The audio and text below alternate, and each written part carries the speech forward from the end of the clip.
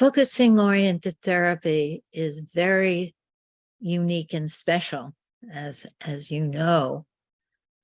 And it's unique and special because it helps us understand the very, very most important basic experience of therapy, which we used to call the unconscious. You know, that Freud became a world changer by sort of flagging up the unconscious that nobody had thought about or before. But the unconscious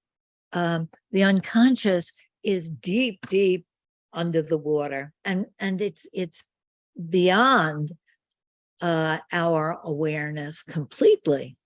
So then the therapist needed to figure out what was there and interpret it to the client.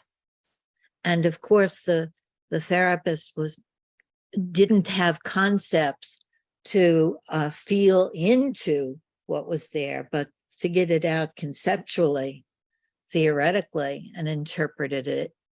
And that was, of course, very problematic. Genlin and many others who came along said, well, it isn't only this deep thing that we can't grab a hold of, but there's also this implicit where we can have a sense of something, an inkling of it. We can feel it, but it doesn't have words. It doesn't have concepts. And this revolutionizes therapy, both the theory of it and the practice of it, because then if you can get a feel of it, the therapist can get a feel of it and the client can get a feel of it, then we have something to work with. And then Jean is saying, and many others in different other ways, is saying, not only can we get an inkling of it, a sense of it, but we can go there. We can allow ourselves to drop into this other, more meditative, contemplative, but not always, because it can rise up in the midst of anything, this other experience of feeling ourselves in relation to everything, and feeling ourselves with our deeper selves.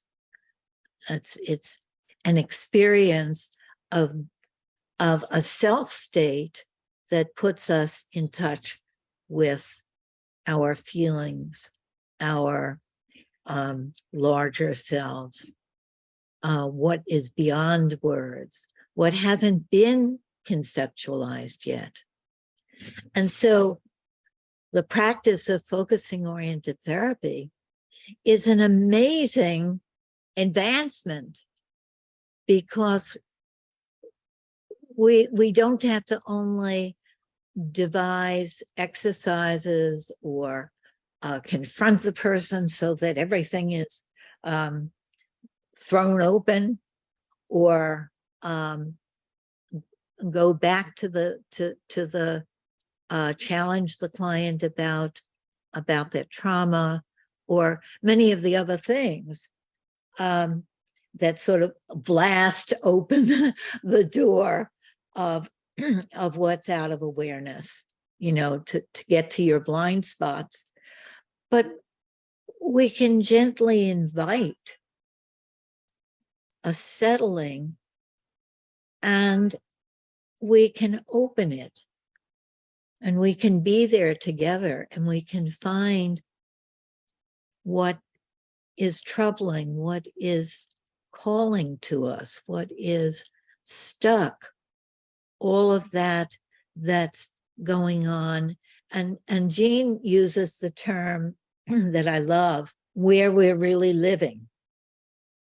Jean says, we're living in this implicit intricacy.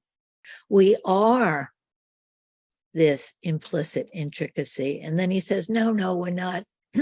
We're not anything. We're not a thing.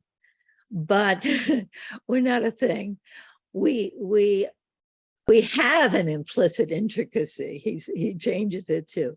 But what he's trying to say is we can't say we are anything because we are beyond the are, the is.